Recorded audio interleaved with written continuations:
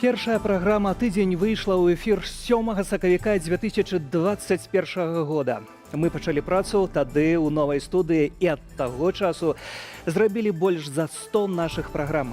Інтэрв'ю ў жывым эфіры, рэпартажы з месца падзеяў, расследаванні. Мы працуем і змяняемся для вас. Сёння наш эфір з новай студыі ізноў. Тут значна больш месца і больш магчымасцяў, і мы, безумоўна, будзем іх выкарыстоўваць. Аднак самы галоўны рэсурс – людзі. Наша каманда, яна стварае для вас кожны тыдзень эксклюзіўны прадукт. Мы запрашаем гасцей і экспертаў на важныя тэмы, сочым за актуальным і аналізуем падзеі тыдня. Мы працуем для вас, а я дзякую тым, хто застаецца і цяпер па-за кадрам. І спадзяюся, у новай студыі ўсё будзе працаваць як належыць. Вітаю гаспадарства з новай студыі праграмы «Тыдзень», Сергей Падсасонны. І што сёння ў нас? Выбары ў каардынацыйную раду ў разгары, і прынамсі 3000 беларусаў ужо аддалі свой голас, а гэта далёка нават да 1% грамадзянаў з правам голасу. Дэмакратычнай супольнасці трэба ж разумець, што людзі, на якіх разлічаныя гэтыя праграмы, яны ж разумныя, не дурні, яны могуць прачытаць гэта. І тое, што яны там пабачаць, ну, гэта проста, я б сказаў, такое квазіпалітычнае смецце. Лукашэнкаўскі міністр культуры Анатоль Маркевіч не кантралюе сферу культуры. Дзяржаўны каталог музейнага фонду ў распараджэнні Музею вольнай Беларусі і НАУ. Гэта дзяржаўны каталог музейнага фонда Рэспублікі Беларусь. Дзякуючы нашай дзейнасці нам удалося атрымаць менавіта ўсе прадметы, якія знаходзяцца ў музейным фондзе Рэспублікі Беларусь. Сустрэчы браткоў, Пуцін у гасцях у Лукашэнкі, пагаварылі і папужалі свет, а таксама сумнеўна абраныя назвалі Владзіміра Зеленскага нелегітымным прэзідэнтам Украіны. У яго уяўленнях ядзерная зброя – гэта зброя, якая дадае яму дадатковую сілу, дадатковы аргумент, дадатковую вагу. Ну, а калі гэтая сіла ёсць, то час ад часу трэба ёю махаць, як бы перад носам апанентаў, ворагаў. Прынамсі, 29 траўня ў сераду маюць быць першыя вынікі выбараў у каардынацыйную раду, а пакуль завяршаецца другі дзень галасавання. Вялікага ажыятажу няма. У дзень было вядома, што прагаласавалі 3000 беларусаў, а гэта не дае аптымістычных прагнозаў. І яшчэ больш абвастрае пытанне пра прадстаўнічасць будучай каардынацыйнай рады.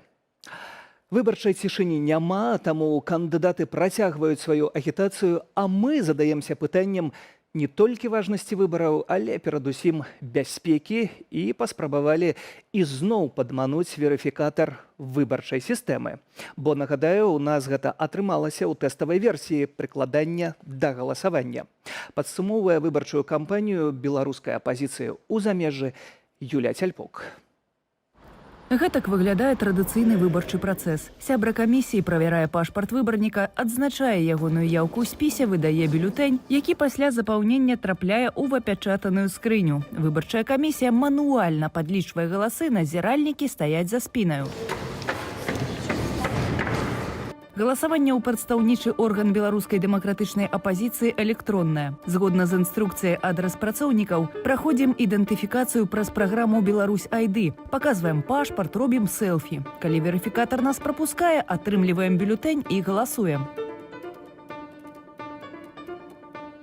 Кіраўнік місіі назіральнікаў чалец парламенту Францыі Фрэдэрык Пеці, які сам быў абраны рэпрэзентаваць сваіх выбарнікаў шляхам інтэрнэт-галасавання. Трэба праверыць, па-першае, надзейнасць выбарнай сістэмы. Я маю досвед у назіранні за інтэрнэт-галасаваннем і ў гэтым выпадку настроены аптымістычна. Будзем правяраць колькасць галасоў штогадзіну, таму ашукаць будзе складана. Адзін з назіральнікаў будзе мець доступ да адкрывання скрыні. Яшчэ двое назіральнікаў застануцца да наступнага чацвярга, абвяшчання вынікаў галасавання. Гэта панэль галасавання, як яна выглядала падчас тэставання. Відаць, усе галасы ў рэжыме рэальнага часу, у тым ліку тыя, што атрымалі статус падазроны падчас ідэнтыфікацыі, але упісаліся ў дазволеную выбарчай камісіяй ступень падазронасці. Транзакцыі сярэдняй падазронасці застануцца на разгляд камісіі, а найбольш рызыкоўных не прапусціць сістэма.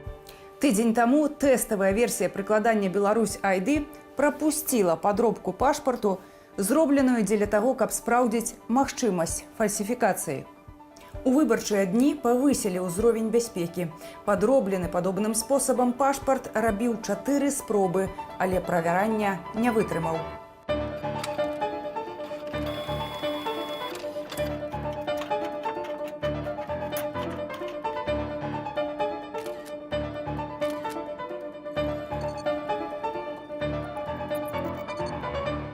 У логу ўсіх трансакцыяў бачым прычыны, паводле якіх сістэма вызначае рызыкоўнасць. Ад нялюдскай хуткасці праходжання верыфікацыі да падазрэнняў у фальшаванні. 25 траўня мы пачалі атрымліваць паведамленне аб тым, што ў Беларусі блакуюць VPN-сервісы. І цягам усяго дня мы збіралі інфармацыю аб гэтым, якія аператары гэта робяць, якім шляхам будзе апублікаваны спіс ад Паўла Лібера з VPN-амі, якімі можна скарыстацца. Што датычыць бяспекі галасавання, перадусім для беларусаў у краіне і тых, што наведвае радзіму, каманда распрацоўнікаў праграмы заклікала іх галасаваць праз уэб-старонку «Рада-2024», якая працуе з Google воблака, таму спецслужбы не адсочаць яе трафіку. Асабовыя звесткі выбарніка ўбачныя толькі ім самым на іхных экранах, для рэшты зашыфраваныя. Каб чалавек не мог прагаласаваць двойчы адным пашпартам, гэш-ідэнтыфікатара, прысвоенага ягонаму дакументу, захоўваецца на адным серверы, на іншым серверы схаваны мадыфікатар гэш-функцыі «Солт», што робіць немагчымым расшифроўванне гэшу падборам. Данные, которые зашифровываются в одну сторону, их нельзя так просто расшифровать и извлечь обратно. Для того, чтобы их расшифровать и извлечь обратно, вам нужно будет первое взломать сервер, где есть алгоритм. Второе — это взломать сервер, где хранится соль. Это добавочная, по сути, функция для того, чтобы усложнить хэширование. Третье — взломать базу данных. И четвертое — в идеале иметь еще, по сути, всю базу паспортов как референс, по которой вы можете перебирать. То есть для того, что расшифровать нельзя, вам нужно, по сути, перебирать всю существующую базу для того, чтобы понять, хэш от какого паспорта соответствует тому хэшу, который вы украли. Зашифраваныя звесткі знішчаць пасля абвешчання вынікаў галасавання. Засцярогі, звязаныя з бяспекаю, бадай галоўнае, на што звярталі ўвагу аўдытары і аматары падчас тэставання. Тым часам не праграма, а кіраўнік аднаго з 12 на той момант выбарчых спісаў Александр Азараў стварыў сапраўдную небяспеку. Зрабіў рассылку з чат-бота плану перамога. Эта рассылка была направлена на то, чтобы привлечь белорусов к выборам в Координационный совет. Мы считаем, что это очень важно в настоящий момент выбрать Координационный совет. Агітаваў за менавіта свой спіс «Закон и правопорядок», які ў выніку знялі з выбораў. Очень-очень сильный резонанс в обществе. И я понимаю, что ничего не сделать, это нельзя. Я голосую супраць спіса цалкам. Не гледзячы на тое, што ці прысутнічае там спадар Александр, альбо не прысутнічае, паколькі яго калегі не зрабілі аніводнага кроку дзеля таго, каб спыніць гэта ўсё тое, што адбываецца, і элементарна не папярэдзілі людзей і не прынеслі свае прабачэнні. Пасля гэтага выбарчая камісія падрэзала спіс блоку «Наша справа», у якой на фінішным этапе змянілася гендерная квота. Праз пагрозы рэжыму адышла адна жанчына. Яны, па сутнасці, прымусілі двух вельмі годных людзей, которые ўжо трапілі пад рэпрэсіі, потому что крымінальная справа узбуджана супраць усіх без выключэння чальцоў нашага спіса, і вось гэтыя два чалавекі, яны вымушаныя былі падаць заяву аб сваім выключэнні. Рыхтаваліся да выбараў у каардынацыйную раду трэцяга склікання 3 месяцы, падчас якіх не бракавала скандальных сітуацыяў і абвінавачанняў на адрас удзельнікаў. У спісе «Салідарнасць» знайшлі асобаў, якія раней пісалі даносы ў КДБ. Выбарчыя матэрыялы часткі палітыкаў пакідаюць жадаць лепшага стаўлення да выбарнікаў. Дэмакратычнай супольнасці трэба ж разумець, што людзі, на якіх разлічаныя гэтыя праграмы, яны ж разумныя, не дурні, яны могуць прачытаць гэта. І тое, што яны там пабачаць, гэта проста, я б сказаў, такое квазіпалітычная смець. Гэта не адсутнасць павагі да тых людзей, якіх ты прызываеш галасаваць. Палітолог сярод вострых крытыкаў абранага радыю спосабу пераабрацца. Згодна з антыкрызіснаю прапановаю Паўла Усава, трэба было развітацца не з адной, а з 3 групамі шкодных палітыкаў і тых, што дыскрэдытавалі сябе. Запрасіць 5-6 асобаў ад 9 спісаў, што засталіся ў тэхнічны склад КР. З прадстаўнікоў кожнага спісу склікаць прэзідыум каардынацыйнай рады. Цягам паўгода зарганізаваць кангрэс беларусаў свету з удзелам ключавых апазіцыйных прадстаўніцтваў і дзеячаў і абраць каардынацыйную раду шляхам галасавання падчас гэтага кангрэсу. Але арганізатары выбарчага працэсу не прыслухоўваліся да парадаў што да змены фармату галасавання. Каардынатар беларускай экспертнай сеткі «Наше мнение» Вадзім Мажэйка прапаноўвае ставіцца да першых выбараў у КР як да першага досведу і нагадвае, тое, як рада будзе сябе ў далейшым пазіцыянаваць, залежыць ад колькасці выбарнікаў. Конечно, если за тебя проголосовали сотни тысяч, ты можешь претендовать на некое народное представительство. Конечно, если за твой список проголосовало 100 человек, 1500 человек, по факту надо понимать, что ты представляешь некую узкую часть политического актива. Это тоже нормально. Будуць і тыя, хто атрымае смешную колькасць галасоў, перакананы эксперт. В этом смысле, конечно, вот некий такой апдейт и проверка, а кто, собственно, способен, сколько сторонников на такую процедуру мобилизовать, она даст понимание, кто имеет какой вес. Ну, главное, чтобы потом у людей их амбиции соответствовали их весу. И, конечно, если Координационный совет в итоге будет представлять пару тысяч политически активных белорусов, окей, это тоже неплохо. Просто не надо будет тогда претендовать, конечно, на уровень национальных парламентов. У панядзелак 27 траўня апошні дзень галасавання. Вынікі выбараў і канчатковы рапарт назіральнікаў маем пабачыць у чацвер, 30 траўня. Юлія Цяльпук, Белсат. А ўжо цяпер спадарства ў студыі старшыня выбарчай камісіі каардынацыйнай рады Алена Прыходзька. Вітаю вас. Прывітанне. Першая госця пасля наваселля ў новую студыю, але ў вас відавочна таксама клопатаў не менш, чым у нас у звязку з арганізацыяй усяго, што адбываецца. Ну і галоўнае пытанне, як праходзяць выбары? Ну, цалкам выбарчы працэс, асабліва з пачатку галасавання, асабліва я і чальцы нашай каманды ацэньваюць як станоўчы. Гэта што тычыцца нашага боку, нашай працы. Арганізацыйны. Менавіта.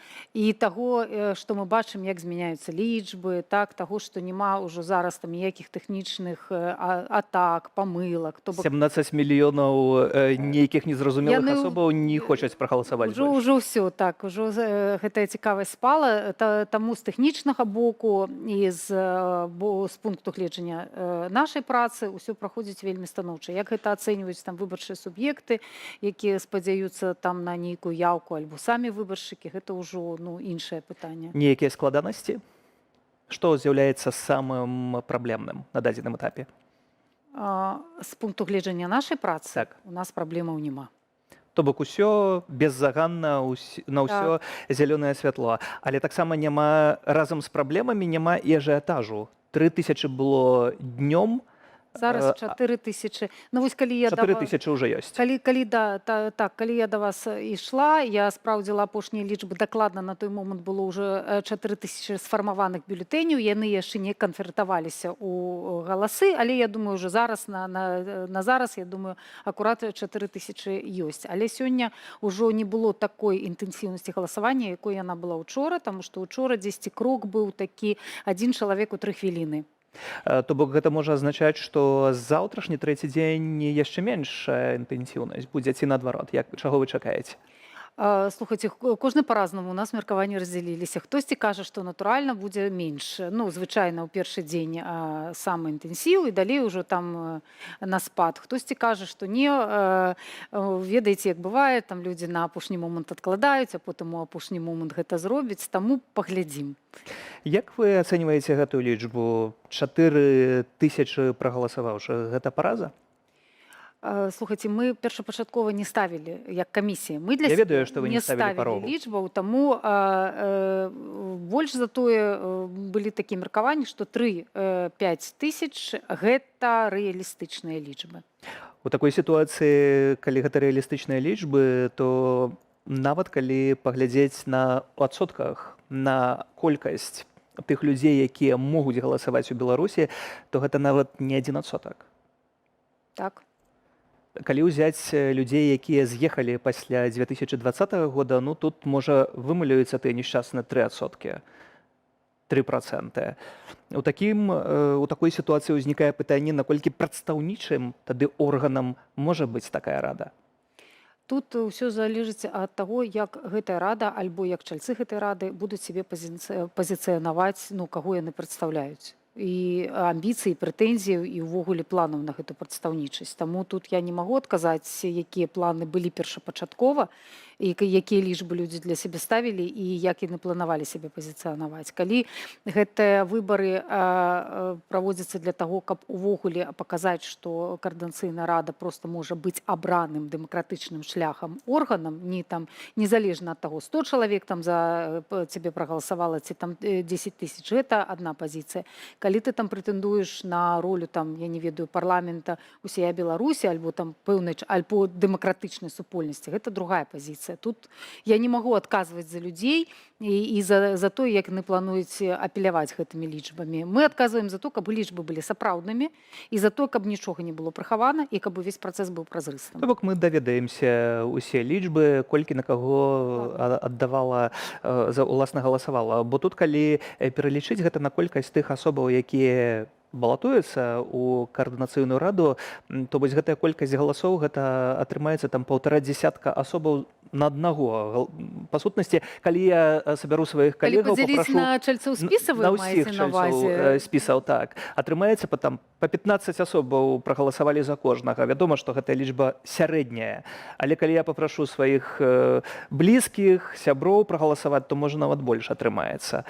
Вось тут узнікае сумнеў рэпрэзентатыўнасці. Ну, слухайце, не зусім так. Сёння ўжо там пісалі, ну, калі там 5000, напрыклад, прагаласавала, то 3% парог, каб прайсці, гэта 3%, гэта 150 чалавек. Так? То бок мінімальная лічба 150 чалавек, якая дазваляе спісу пайсці далей і атрымаць нейкую колькасць мандатаў. Але ж далей гэтая лічба дзеліцца па гэтай квоце, і ўжо, ну, там трошкі іншыя лічбы атрымліваюцца. Спадарня Лена, яшчэ маё пытанне наконт Александра Азарова. Звалі мы яго прыйсці ў наш эфір. Ён спачатку пагадзіўся, а потым, калі высветлілася, што я вяду гэты эфір, чамусьці узгадаў, што будзе за горадам, а нават не будзе мець доступу да інтэрнэту. І ўсё ж такі хачу яго крышку бараніць, бо вы здымаеце яго разам са спісам з выбараў, на якой падставе? Пазбавілі рэгістрацыі спіс, і мы накіравалі рашэнне ўжо ў пісьмовым выглядзе гаспадара Азарова і атрымалі нават на гэтае рашэнне. Але я не знаходжу у вашым статуце дзеянняў падставы для таго, каб зняць Азарова. Пры ўсім маральным баку ягоных крокаў. Таму Азарова ніхто і не здымаў. У статуце няма такога. Таму, калі спадару Азарову мы тлумачылі на адкрытым пасяджэнні, што мы не можам, у нас няма нідзе не прапісана, што мы можам зняць чальца спіса. То бок што адбылося? Цэлы спіс? Так. Зняць чальца спіса можна ў двух выпадках: па яго асабістым жаданні альбо па запыце лідара спіса. У гэтым выпадку гэта была адна і тая ж асоба. На якой падставе зняты спіс?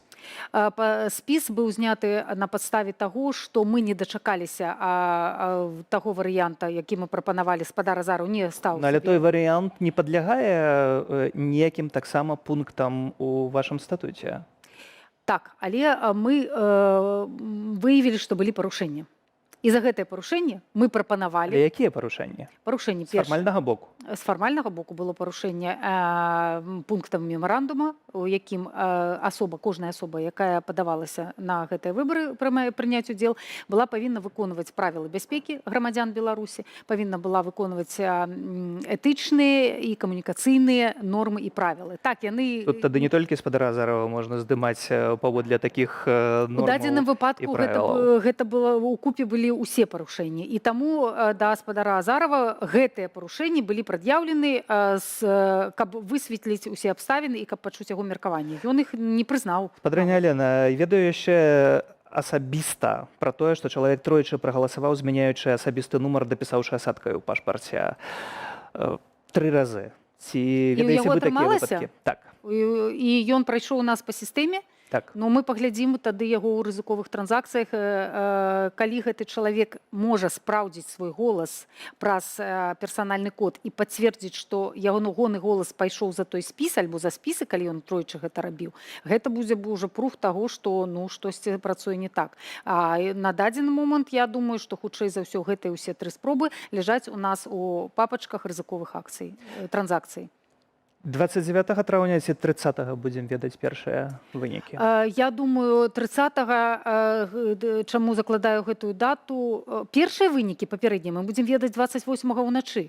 Але яны папярэднія, а ўжо такія больш-менш зацверджаныя, яны будуць пасля таго, як мы атрымаем пратаколы ад Паўла Лібера, які сцвердзіць, як спрацавала сістэма, калі мы атрымаем пратаколы ад міжнародных назіральнікаў, калі мы атрымаем пратаколы назірання ад саміх выбарчых суб'ектаў. Я спадзяюся, до 30-го мы гэта ўсё атрымаем, прынамсі, з большасці. Чакаем і думаю, што яшчэ будзем не раз Але сустракацца. 28-го, Сергей, мы дадзім усе лічбы, калі мы націснем на кнопачку «Стоп», мы дадзім тыя лічбы, якія будуць фінальныя, і размяркуем мандаты. Дзякуй за вашу працу і дзякуй за гэтую размову. Старшыня выбарчай камісіі каардынацыйнай рады Алена Прыходзька ў нас у студыі. І, уласна, пра справу Александра Азарова сябры спісу нумар 5 «Закон і правапарадак» праявілі салідарнасць са сваім лідарам, і ён быў зняты з выбараў у каардынацыйную раду. Падстава – інцыдэнт з рассылкай агітацыі ў плане перамога. Выбарчая камісія палічыла гэта парушэннем правілаў бяспекі выбарнікаў і паставіла перад Азаравым ультыматум. Або здымаецца толькі ён, альбо здымаецца ўвесь спіс.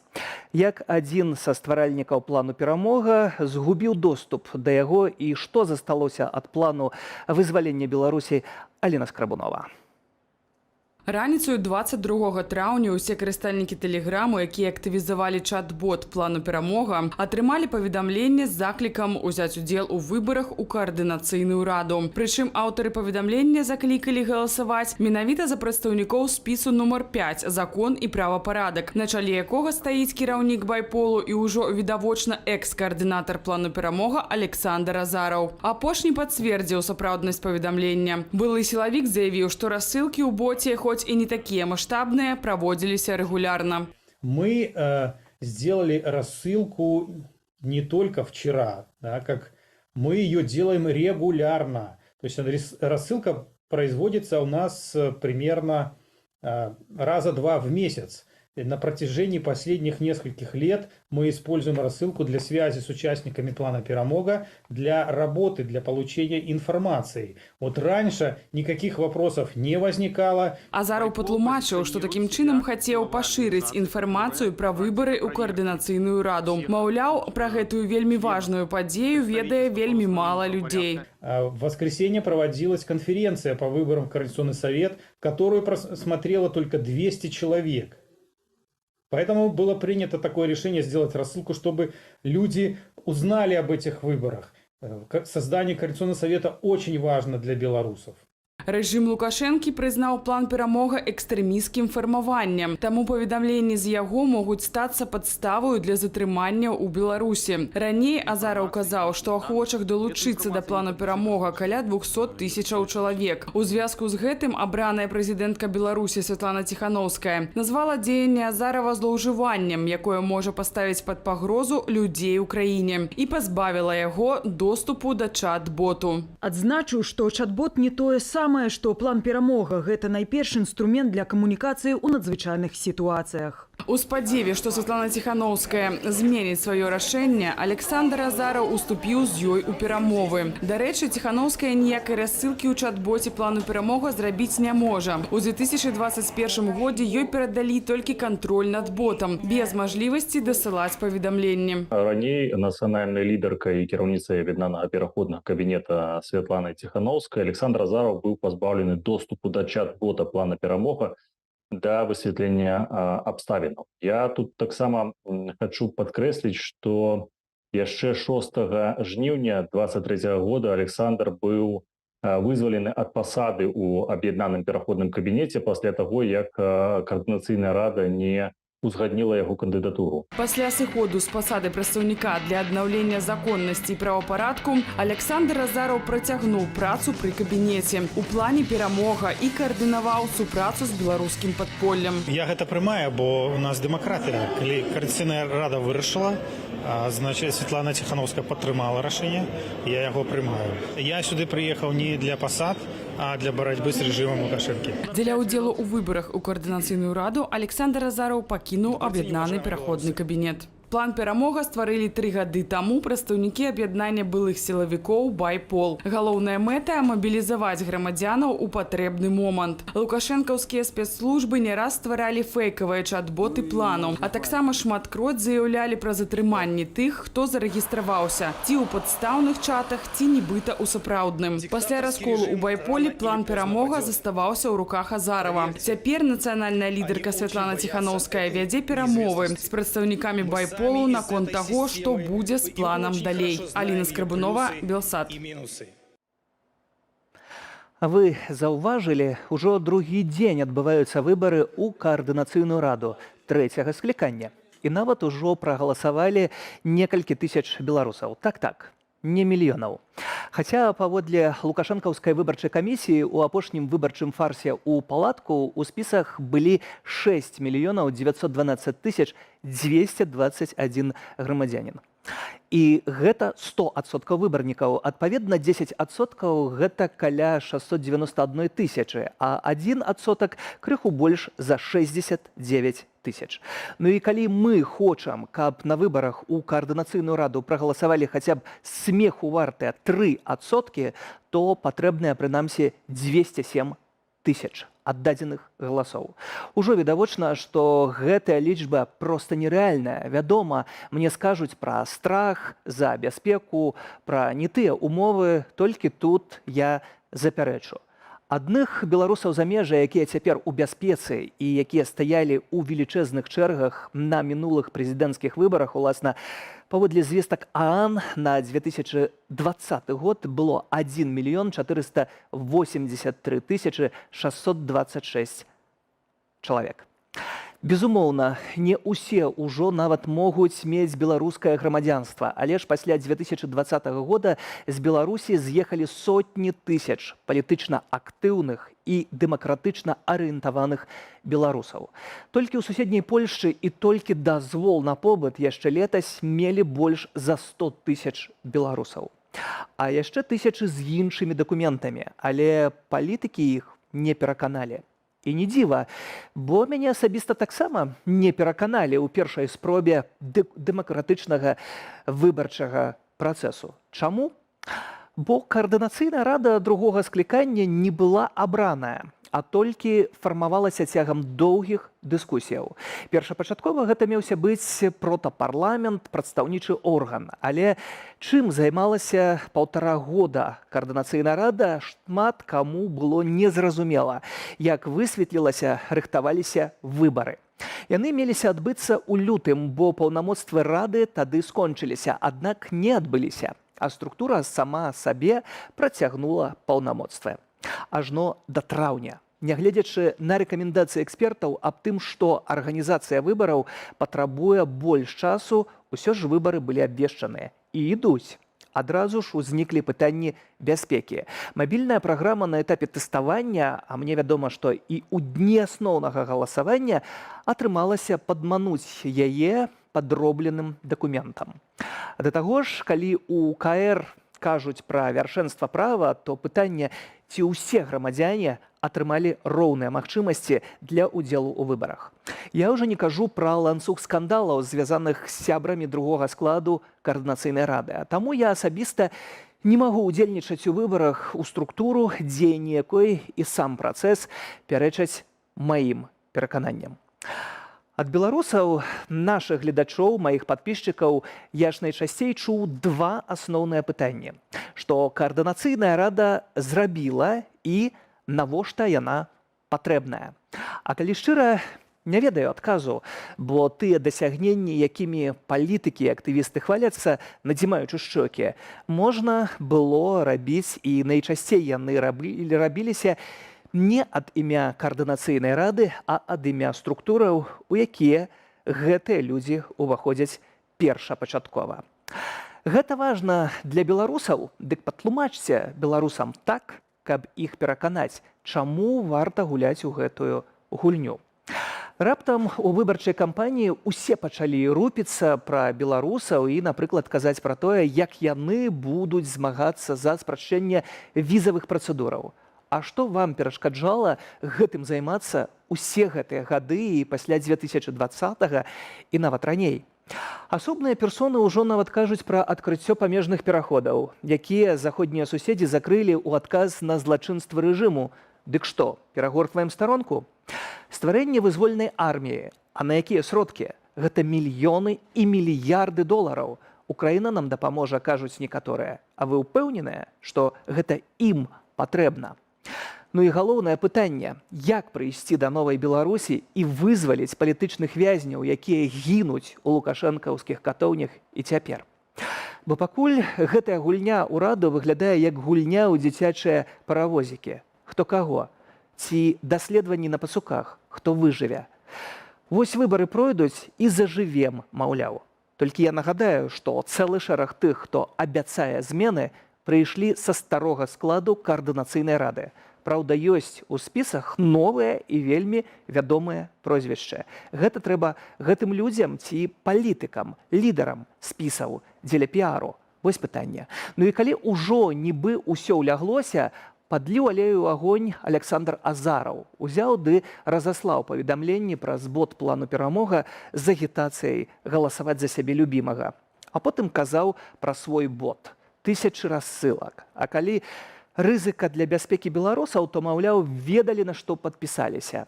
З выбараў камісія яго зняла. Толькі і тут пытанне, на якой падставе, бо калі паводле закону, а не маралі, трэба прызнаць, такога пункту ўсё ж не знаходжу, альбо знаходжу са складанасцямі. А вось Кірыл Атаманчык размясціў цікавае фота на сваім фэйсбуку з Нью-Йорку, як піша. Лідар аднаго са спісаў Вадзім Пракоп'яў рэкламуецца на вялікім экране ў найбуйнейшым горадзе США. Пэўна, там тысячамі ходзяць ягоныя патэнцыйныя выбарнікі. А вось кошт такой рэкламы ў адным з самых дарагіх гарадоў свету вы знайдзіце самі. Аўтар фота напісаў: вось што. У кожнага свае забавы, відаць, ну і сваё разуменне, куды і як накіроўваць свае сілы, час і сродкі. І я гэта не канкрэтна пра Пракоп'ева, а пра мітусню вакол КР у цэлым. А тым часам майму дарагому сябру Змітру Дашкевічу сёння дадалі яшчэ адзін крымінальны артыкул. Ці удзельнічаць у гэтай забаве воля вашая? Плоцяць вялікую цану і самыя кандыдаты, супраць усіх заведзеныя крымінальныя справы і распачатая канфіскацыя маёмасці ў Беларусі. Пытанне, што гэты недаадсотак потым захоча зрабіць. Як паказвае досвед Сашы 3%, гэтая практыка гаворыць ад імя ўсіх беларусаў і гаварыць ад усіх беларусаў можа быць вельмі небяспечнай. А цяпер дрэнная навіна для лукашэнкаўскага міністра культуры Анатолія Маркевіча. Кантроль дзяржавы над сферай культуры страчаны. І цяпер уся музейная спадчына Беларусі на адной флешцы. Але не міністэрскай. Каманда Народнага антыкрызіснага ўпраўлення атрымала ў сваё распараджэнне доступ да каталогу музейных фондаў з апісаннямі твораў мастацтва ды гістарычнымі прадметамі ды іх выявамі. Уявіце, гэта збор усіх музейных калекцыяў, які ў хуткім часе укладуць у адмысловую базу, што будзе даступна для ўсіх ахвочых. Дзякуючы ёй будзе ажыццяўляцца кантроль за фондамі музея. Такім чынам, калі раптам нехта захоча прысвоіць ці перападарыць твор, які належыць беларусам, яго абавязкова чакае адказнасць. Марыля Дакуцька. У маіх руках флешка. Як для звычайнага носьбіта інфармацыі, малое значэнне мае знешні выгляд, дызайнерскае рашэнне. Самае галоўнае – гэта змест. І тое, што утрымліваецца на ёй, архіважна для беларускай гісторыі і мастацтва. Але пра гэта мы папросім распавесці спадара Павела Латушку. Трымайце, калі ласка. Дзякуй. Гэта дзяржаўны каталог музейнага фонда Рэспублікі Беларусь. Дзякуючы нашай дзейнасці нам удалося атрымаць менавіта усе прадметы, якія знаходзяцца у музейным фондзе Рэспублікі Беларусь. А гэта 165 тысяч адзінак. Гэта нацыянальная, гістарычная, культурная спадчына нашай краіны, беларускага народу, нашай дзяржавы Рэспублікі Беларусь. У Беларусі працуе 160 музеяў комплексных, гістарычных, мастацкіх, літаратурных і прыродазнаўчых. Фармаванне і папаўненне калекцыі ў большасці з іх адбывалася ўжо ў пасляваенны перыяд. Намаганнямі музейных працаўнікоў у фонды вярталіся вывезенай падчас эвакуацыі ці выкрадзенай пры акупацыі творы мастацтваў і прадметы. Набываліся новыя. Дзякуючы гэтаму ўдалося сабраць унікальныя калекцыі. Давайте по лічбах. Лепшая ў свеце, ва ўсім свеце, калекцыя беларускага мастацтва. Лагічна, так? Дзе яна яшчэ ёсць. Але таксама, напрыклад, адна з лепшых у свеце калекцыя рускага мастацтва. Светскага мастацтва з 18-го па пачатак 20-го стагоддзя, ці то 4-е, ці 5-е ў свеце. І рэгулярна я сустракаўся з сітуацыяй, калі наведвальнікі з Расіі казалі падчас экскурсіі, ці напрыканцы яе: слухайте, а мы тут з горада-мільённіка, і ў нас у горадзе няма такой калекцыі рускага мастацтва, як у вас. Хочам паглядзець італьянскае мастацтва? Ёсць. Галандцы? Ёсць. Палякі? Трошачку ёсць. Французы? Усяго патроху. Частка музейных калекцыяў алічбаваная і выстаўленая ў онлайнавым доступе на сайтах установаў. Гэтак можна віртуальна прагуляцца па галерэях Нацыянальнага мастацкага музею, пазнаёміцца з калекцыямі гістарычнага, напрыклад, пабачыць пояс Вітаўта, археалагічныя знаходкі розных перыядаў. Маюць такія прапановы і раённыя музеі. Гэтак можна прайсціся па залах Іўеўскага музею народных культураў, дзе сабраныя побытавыя і рамесніцкія прадметы, якія вышуквалі падчас экспедыцыяў і збіралі з прыватных рэчаў людзей. Набывалі штосьці нават і за свае грошы. Ведаеце, я з дома вынесла ўсе матуліны рэчы. Папросту гэта яе вышываныя карціны, гэта яе вышываныя настольніцы, гэта некаторыя рэчы, якія былі, напэўна, ёй і асабліва дарагімі. І гэта зусім невялікая доля таго, што захоўваецца ў фондах. Экспазіцыі выставачных залаў буйных музеяў дэманструюць да 3% сваіх калекцыяў. То бок, пра большую частку экспанатаў мы нават не здагадваемся, бо некаторыя творы ніколі не пакідалі сховішчаў. Месца банальна не хапае. Бо галоўная першасная мэта, задача музея — гэта захоўваць. Калі мы не захаваем, нам няма чаго будзе дэманстраваць. Другая па значнасці мэта — гэта вывучаць. І толькі трэцяя — дэманстраваць. Мы з вами глядзім на музей з пункту гледжання наведвальніка. І мы бачым праз сваю оптыку. Яна насамрэч не такая. Вам любы музейшчык скажа, што твору мастацтва ці артефакту гістарычнаму значна бяспечней будзе ў фондасховішчы. Няма ніякай рызыкі, што хтосьці там абапярэцца на яго, ці будзе які-небудзь вар'ят, ці будзе які-небудзь там, не ведаю, экалагічны актывіст вырашыць прасунуць сваю аджэнду праз атаку на мастацтва. Цяпер жа, калі ў рукі прадстаўнікоў Народнага антыкрызіснага ўпраўлення ды працаўнікоў музею Вольнай Беларусі трапіў каталог музейных фондаў, распачнецца ўкладанне яго ў асобную базу. Фотаздымкі прадметаў будуць дастасаваныя да апісання гістарычнай ці мастацкай вартасці. І мы будзем захоўваць яго і вельмі пільна сачыць за тым, каб ніхто ніколі не змог гэтыя прадметы знішчыць, каб скрасці, ці перадаць, ці падарыць. Гэта фактычна наш кантроль над нацыянальнай спадчынай нашай дзяржавы. Бо, кажуць, рукапісы не гараць. Важна разумець, што і музейныя прадметы не павінны знішчацца. Сёння ў Беларусі пануе рэжым, які знішчае нашу нацыянальную спадчыну, нашу культуру. Так вось мы зараз будзем вельмі пільна глядзець дзе знаходзіцца які прадмет, ён апісаны, ён зафіксаваны, і той, хто будзе мець намер зрабіць штосьці дрэннае з гэтым прадметам, знішчыць яго, ён будзе адказваць перад законам. Больш за тое, дзяржаўны каталог папоўніць прадметамі найноўшай беларускай гісторыі, якія захоўваюцца ў музеі вольнай Беларусі ў Варшаве. Калекцыю пачалі збіраць лічы з моманту яго заснавання з 2021 года. На пачатку акцэнт рабіўся на прадметах, што тычыліся пратэставага перыяду. Цяпер жа ёсць рэчы, звязаныя з дэмакратычным рухам у замежжы альбо рэпрэсіямі. Напрыклад, адзенне палітычных вязняў з калоніяў ці беларускага добраахвотніка, які загінуў ва Ўкраіне. Меня часто пытаюць, а что тут самое каштоўнае? Я заўсёды кажу, не крывя душою, что все вельмі важное, все вельмі значное, потому что за кожным прадметам у нас пэўная гісторыя чалавека ці людзей.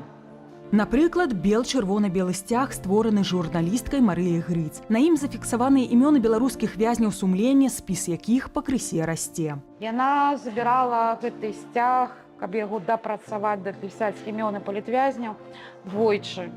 І зараз ён у шырыню складае больш 5 метраў.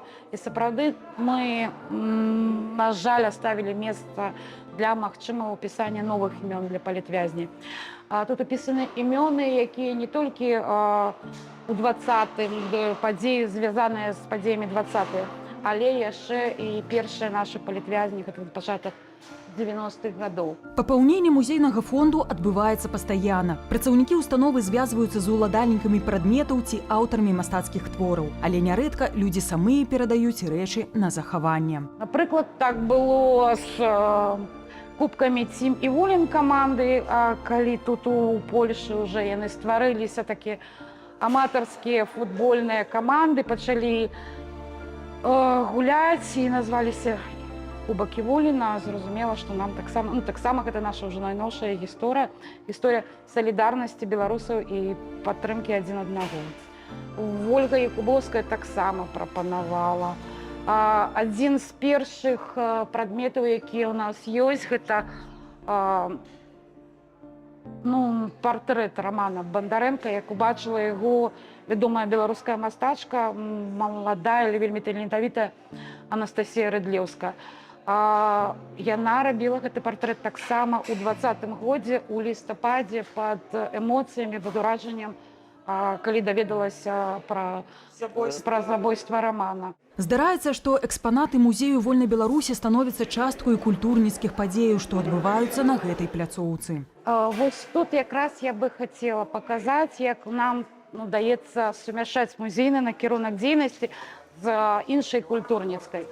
Тое, што зараз размяшчаецца на сценах, гэта партрэты палітвязней. І мінулым годзе у нас была інсталяцыя 1525 па колькасці палітвязней. Пасля інсталяцыі гэтыя партрэты сталі музейнымі сапраўднымі прадметамі, увайшлі ў фонд. А сёння яны выкарыстоўваюцца для афармлення спектаклю. Як дадатковы такі эмацыянальны складнік гэтага спектаклю. Заўтра у нас байтэатр паказвае «Море Хрысціны», таксама спектакль прысвечаны жнівеньскім падзеям 2020 года. Партрэты палітычных вязняў гэтаксама ўвойдуць у дзяржаўны каталог музейнага фонду Рэспублікі Беларусь, а яшчэ там з'явіцца протакол з выбараў 2020 года, дзе прайграў Лукашенко. І гэта будзе зафіксавана ў нашай гісторыі. І гэта ўжо ніхто не зможа знішчыць. Гэта гістарычны факт. Хоча гэты вусаты чалавек ці не, гэта факт. Гэта адбылося, гэта зафіксавана, і гэта ўжо знаходзіцца ў дзяржаўным фондзе, музейным фондзе Рэспублікі Беларусь. Пасля стварэння базы з музейнымі артэфактамі яе зробяць публічнай, і кожны ахвочы зможа пазнаёміцца з культурніцкай спадчынай краіны. Марыля Дакуцька, Белсад. Из музея ў студыю Наталья Задзяркоўская, кіраўніца музею вольнай Беларусі, адказная за сацыяльныя і культурныя пытанні народнага антыкрызіснага ўпраўлення. З намі. Вітаю. Вітаю взаемна. Спадарыня Наталья, калі чакаць гэтую базу, пра якую мы гаворым, для ўсіх ахвочых? Яна ўжо ёсць, яна існуе, яна у нас, але каб яе дапрацаваць, напрыклад, яе пошукавыя магчымасці, нам спатрэбіцца, шчыра кажучы, час. Я не буду вызначаць такі пэўны, але мы абавязкова аб гэтым абвясцім. Але калі ёсць жаданне у гісторыкаў, архівістаў, краязнаўцаў, якія знаходзяцца, напрыклад, сёння ў Польшу, у Варшаве, зайсці да нас і штосьці пашукаць, мы, калі ласка, няхай заходзяць. Вы адкрытыя і гатовыя дзяліцца гэтым усім. Цяпер, атрымліваецца, няма таго, што было ў дзяржавы, і тое, што ёсць у дэмакратычнай супольнасці. Усё нашае, усё гэта беларускае і вельмі багатае на нашу спадчыну. Пэўны такі здарыўся сімвалічны крок, бо мы паядналіся праз культуру. Калі глядзіце на гэту дрэнную навіну для лукашэнкаўскага міністра культуры Анатолія Маркевіча, кантроль над сферай культуры для яго страчаны, па сутнасці. Як так здарылася, як так атрымалася зрабіць? Калі не буду ўжываць слова спадар міністра, таварыш міністр, можна так сказаць? Лукашэнкаўскі міністр займаецца не культурай, а пошукам тых, хто сваіх палітычных апанентаў у сферы культуры, калі ён займаецца рэпрэсіямі, знішчэннем культуры, то сапраўды можна страціць над самой сферай, над галоўным, над культурай і нейкі кантроль. Як удалося у вас, у Народнага антыкрызіснага ўпраўлення, атрымаць гэтую базу дадзеных? Вельмі чаканае пытанне, я яго чакала, а, на жаль, я не магу больш падрабязна расказаць. Адзінае, што хацелася б абавязкова пазначыць, гэта ад ідэі да яе рэалізацыі належыць камандзе Народнага антыкрызіснага ўпраўлення і не адзіны беларус, які там пражывае ў Беларусі, не прымаў удзел у рэалізацыі гэтай ідэі. Мы не падверглі бяспекі ніводнага, хто ў Беларусі. Не Павел Латушка вывез у кішэні гэтую флешку? Больш не буду адказваць на гэта пытанне. Што гэта для ўсіх нас азначае, мець гэтую базу? Чаму гэта так важна і істотна?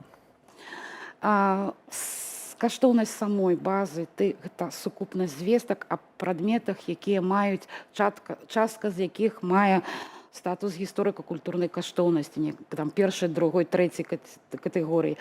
Там нашы рарытэты, там нашы прадметы, якія мы называем унікальнымі. Гэта ўсё можна будзе пабачыць, паглядзець. Для навукоўцаў гэта ўвогуле выдатна правесці даследаванне. Магчыма, завершыць тыя даследаванні, якія не маглі ў Беларусі. Ну і, як казаў спадар Павел Латушка, гэта сапраўды наша магчымасць нейкім чынам кантраляваць, каб тыя рэчы, якія ўнесены ў базу, там звесткі аб гэтых прадметах, якія утрымліваюць месцазнаходжанне, музей, у якім музеі, у якім стане, хто за гэта адказны. І магчымасць гэта пэўнай ступені некай кантраляваць, каб усё засталося, беларускае засталося ў Беларусі. А ёсць такая пагроза, што беларуская можа быць вывезена з Беларусі? У нас такая складаная гісторыя, што у гістарычных гэтыя выпадкі такія былі, пра іх все ведаюць. Я не хочу разглядаць такія песімістычныя сцэнары, але становішча, якому зараз знаходзіцца Беларусь і акупаванасці суседняй краіны Расіі. Лепей адразу...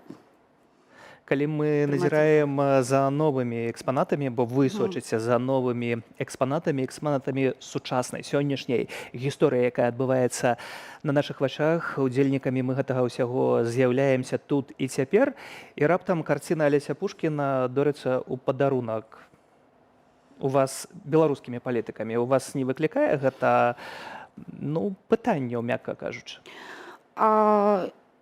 Як у чалавека, які датычны да музейнай справы, такое пытанне ў мяне прамелькнула ў галаве, буду шчыра казаць, але я разумею, мэта, з якой гэта карціна перадавалася, каб наладзіць нейкія сувязі і падтрымаць беларускую культуру ў тым ліку. Дык Лукашенка таксама можа карціны нейкіх мастакоў Суціна ўзяць, падарыць і сказаць, што наладжвае сувязі з Пуціным. Яму нават Суцін не дапаможа наладзіць з кім-то адносіны зараз у такім стане, якім у ізаляцыі знаходзіцца. Цікавае пытанне. Я б не станоўча не мэту гэтага факта, што падарылі, я разумею. Але таксама, шчыра кажучы, ва мне яшчэ кажа музейшык, што тут трэба было магчыма падумаць. Што ж, дзякую за гэтую размову, і я вельмі спадзяюся, перакананы хутчэй, што гэтая база ў надзейных руках, і мы ўсе будзем ведаць, дзе наша спадчына, дзе нашыя артефакты. Дзякуй за гэтую размову. Кіраўніца музею «Вольная Беларусь», адказная за сацыяльныя і культурныя пытанні НАУ Наталья Задзяркоўская, маёй госці. І цяпер яшчэ адна тэма. Страшылі свет брацаннем ядравай зброі, прызнаваліся адзін аднаму ў адданасці, ды назвалі Владзіміра Зяленскага нелегітымным. Гэтак прайшла сустрэча Владзіміра Пуціна з Лукашэнкам у Менску. Візіт афіцыйны не быў анансаваны, а вось захады бяспекі былі высокія. Борт Пуціна суправаджаў самалёт-двайнік, абодва ляцелі пад наглядам беларускіх ды расійскіх знішчальнікаў. На зямлю Пуцін спускаўся па адмысловым куленепрабівальным трапе. Аліна Скрабунова. Першым чынам Владзімір Пуцін адправіўся ў рэзідэнцыю Александра Лукашэнкі на Менскім моры. Тую самую, дзе ўзурпатар летась у чэрвені сустракаўся з лідарам вагнераўцаў Евгением Пригожиным. Я вас приветствую на родной вам белорусской земле. Белорусский народ очень рад будет знать, что вы приехали к нам. Візіт да Лукашэнкі стаўся другім афіцыйным візітам пасля апошняга пераабрання Пуціна. Путин после инаугурации первый визит здейснил Китай, что так демонструя его на приоритет. Ну а другий визит это уже Беларусь, тому тут символизм вельми моцный.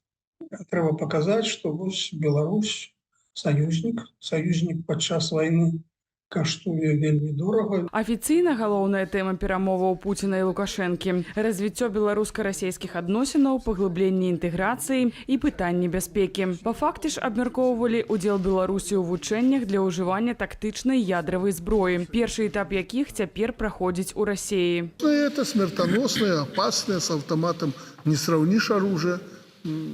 Тренироваться надо. Я честно признался, что это наша третья тренировка с момента размещения ядерного оружия на территории Беларуси. Ну а у россиян они раньше это не афишировали, там, наверное, десятки таких тренировок. Для Лукашэнкі валоданне ядравым арсеналам даўняя мара. У яго уяўленнях ядерная зброя гэта зброя, якая дадае яму дадатковую сілу, дадатковы аргумент, дадатковую вагу.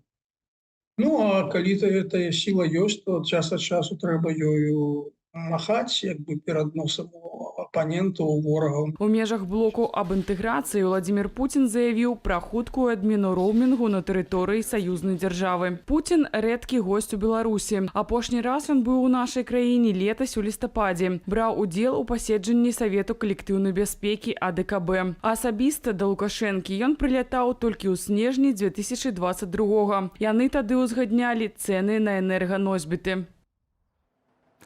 Працягнем гаспадарства тэму. Алена Кучко, віцэ-прэзідэнтка даследчага інстытуту Глобсек, ужо на відэасувязі. Вітаю, спадарыня Алена. Вы сачылі, пэўна, за візітам, і ўзнікае пытанне. Спачатку быў Пекін, цяпер Менск у Пуціна. Гэта візіт таму, што больш няма куды лятаць ці штосьці яшчэ? Канешне, для Пуціна важна было адзначыць, якія ў яго прыярытэты. І сапраўды гэты візіт, ён важны быў і для самого Лукашэнку. Лукашэнку трэба было паказаць, што ён раўнапраўны партнёр Пуціна. Не толькі Лукашэнка лятае ў Маскву, але і Пуцін лятае для яго. Але сапраўды Лукашэнка шмат чаго зрабіў для таго, каб Расія магла больш упэўнена прасоўвацца ў вайне ва ўкраіне. Таму гэта такі гэта тое, што Пуцін прапановвае Лукашэнку ўзамен. Але, канешне, вырашаліся яшчэ і шэраг практычных пытанняў, якія былі карысныя і для Пуціна, і для Беларусі. Яны тычацца і супрацоўніцтва ў эканамічнай сферы, у вайсковай сферы. Усё ж такі міністры ваенных справаў сустракаліся адзін з адным. Таму гэта было карысна і для шэрагу практычных пытанняў для абодвух бакоў. Ну тут таксама практычнае пытанне гэта адно, але заўсёды асабліва замежныя аналітыкі сочаць за тым, што ідзе паміж радкамі. Тое, што быў названы нелегітымным, напрыклад, Владзімір Зелянскі, прэзідэнт Украіны, што праўда гэта не адпавядае канстытуцыі украінскай, но але гэта для дыктатараў не так істотна. Ну і таксама пабрацалі перад заходнім светам ядравай зброі. Ці гэта не галоўныя акцэнты? Гэта галоўныя акцэнты сапраўды, але гэтыя акцэнты не новыя. Брацанне зброі Лукашенко і Пуцін практыкуюць разам ужо некалькі гадоў. І пачалося гэта нават да вайны ва ўкраіне. І вось гэты нарастанне новага вітка пагроз, ён важны для спробаў запугаць Запад. Калі раней казалі, што вось мы будзем размяшчаць тактычнае ўзбраенне, то зараз паказваюць, што мы не проста сказалі, а мы сапраўды яго размясцілі, і зараз мы практыкуемся, што мы будзем яго выкарыстоўваць. А другі момант, тое, што сказалі, што Лукашенко нелегітымны, ён увогуле не вельмі ўразіў заходнія Зеленскі краіны. нелегітымны. Па-першае, таму, што і раней, і Пуцін, і Лукашенко казалі, што Зеленскі ў прынцыпе нелегітымны, таму што Януковіч гэта сапраўдны прэзідэнт. І зараз ніхто асабліва не звяртае ўвагі на тое, што кажуць і Пуцін і Лукашенко, яшчэ і таму, што ні адзін, ні другі ў прынцыпе не былі выбраныя дэмакратычным шляхам, таму гэтыя словы не маюць асобага ўплыву на тое, што думаюць заходнія аналітыкі ці заходнія краіны. Хутчэй за ўсё была некая спроба паказаць гэта свайму насельніцтву ў Расіі і Беларусі, але таксама паслаць гэты матыў для краінаў па ўсім свеце, якія, як спадзяецца Пуцін і Лукашенко, будуць іх падтрымліваць у вайне ва ўкраіне. Тут таксама ўзнікае пытанне, ці гэта можа спрацаваць? Захад ужо даўно прызвычаіўся для такіх пагроз з боку Беларусі і Расіі. І насамрэч з якаснага пункту гледжання нічога не змянілася. Гэтыя пагрозы яны былі і раней, але на практыцы ніякай асаблівай канцэнтрацыі войскаў у Беларусі не адбываецца. Ніякіх перасоўванняў рэальных сродак вайсковай пагрозы на тэрыторыі Беларусі таксама не заўважаецца. Толькі калі паглядзець, прабачце, калі паглядзець на апошняе расследаванне, напрыклад, Белполу, то Александр Лукашенко наладзіў сістэму гандлявання ўзбраеннямі і зарабляе на гэтым на украінскай крыві, пастаўляючы ўзбраенне ў Расію. Гэта той важны практычны пункт, які абмяркоўвалі і зараз на сустрэчу Беларусі, але які абмяркоўвалі і раней. Беларускія прадпрыемствы вельмі дапамагаюць расійскім войскам. Яны пастаўляюць некаторыя часткі ўзбраенняў, якія не могуць вырабляцца ў Расіі, але таксама з-за таго, што ўсё ж такі санкцыі на Беларусь крыху меншыя, чым на Расію, гэта дапамагае набываць нейкія замежныя прыстасаванні, да якіх у Расіі няма доступа. Тыя ж мікрапрацэсары ці іншыя дэталі. Таму з гэтай пункту гледжання беларускія прадпрыемствы вельмі важныя. Канешне, і тое, што новы расійскі міністр... Ці гэта не ўдзел, не саўдзел у вайне, а пасрэдавана, але ўсё ж такі? З пункту гледжання заходніх краінаў, з пункту гледжання Украіны, гэта, канешне, з'яўляецца саўдзелам у вайне. Гэта не змяняе таго факту, што беларускія войскі не знаходзяцца на тэрыторыі Беларусі. Гэта сапраўды так і на сённяшні момант, але фактычна Беларусь падтрымлівае і саўдзельнічае ў вайне. Гэта рабілася ад самага пачатку, пачынаючы з таго моманту, як беларускую тэрыторыю прадаставілі расійскаму войску для прамога нападу на Украіну, але і зараз такімі ускоснымі метадамі Беларусь даволі актыўна падтрымлівае Расію. Таксама вось гэты момант вельмі прыцягвае ўвагу, тое, што Пуцін ляцеў двума самалётамі, у адным быў ён, двайнік самалёт, таксама знішчальнікі Беларусі і Расіі суправаджалі і арыгінальны самалёт і самалёт-двайнік. Што гэта азначае? Страх і тое, што няма упэўненасці, ці гэта таксама дэманстрацыя пэўная? Путін уже даволі давно баіцца за сваю бяспеку. Вельмі шмат гісторый пра тое, як і падчас ковіда ён быў вельмі адасоблены нават ад свайго бліжэйшага асяроддзя, як ён вельмі шмат часу праводзіў у бяспечных пакоях, да якіх ні ў кога не было доступу. І, канешне, гэты ўзровень параноі ён значна павысіўся з пачатку вайны ва ўкраіне. Візіт на тэрыторыю Беларусі яшчэ больш павышае гэтае адчуванне небяспекі. Украінцы даволі добра працуюць зараз па атаках розных прадпрыемстваў, напрыклад, на тэрыторыі Расіі, але таксама украінскія дроны далятаюць да важных ваенных аб'ектаў, але і да самой Масквы. Таму, верагодна, у Пуціна ўсё ж такі ёсць такое адчуванне, што ён не можа быць на 100% упэўненым, як будзе развівацца сітуацыя, асабліва на тэрыторыі Беларусі, якую ўсё ж такі ён думае, што даволі добра кантралюе і Лукашенко, і калі трэба і расійскія спецслужбы, але на 100% ўсё ж такі не можна быць упэўненым. Вось такое сяброўства у Лукашэнкі з Пуціным. Дзякуй за гэтую размову. Алена Куцько, віцэ-прэзідэнтка даследчага інстытуту Глобсек на відэасувязі. Каля амбасады Беларусі ў Вільні апаганены мемарыял ахвярам лукашэнкаўскага рэжыму. Перакуленыя партрэты, разбітыя знічы.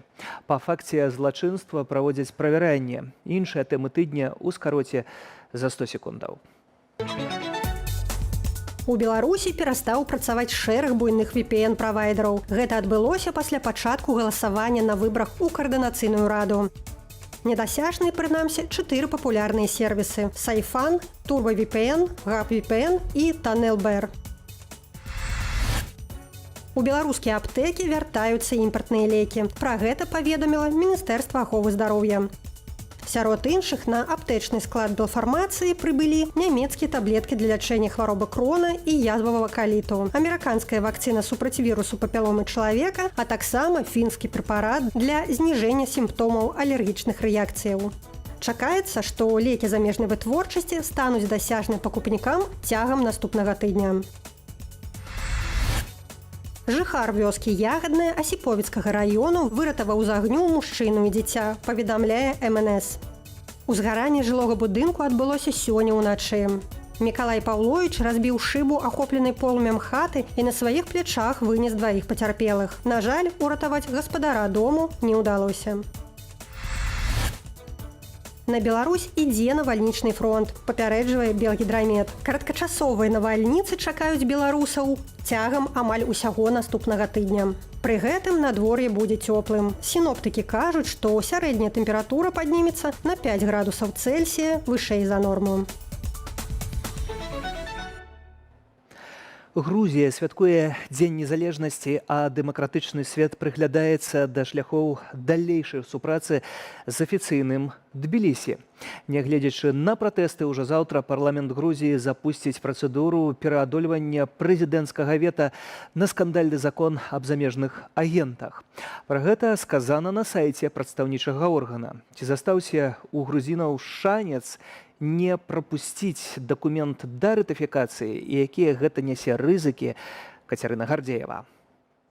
Заўтра о 9 раніцы паводле мясцовага часу у парламенце Грузіі пачнецца паседжанне камітэтаў у юрыдычных пытаннях. Галоўнае на парадку дня – пераадольванне вета прэзідэнткі краіны Саламы Зарубішвілі на закон аб празрыстасці замежнага ўплыву. Речь идет о том, что вообще этот вопрос не должен рассматриваться, этот закон вообще не должен рассматриваться как таковой, потому что он противоречит национальным интересам Грузии.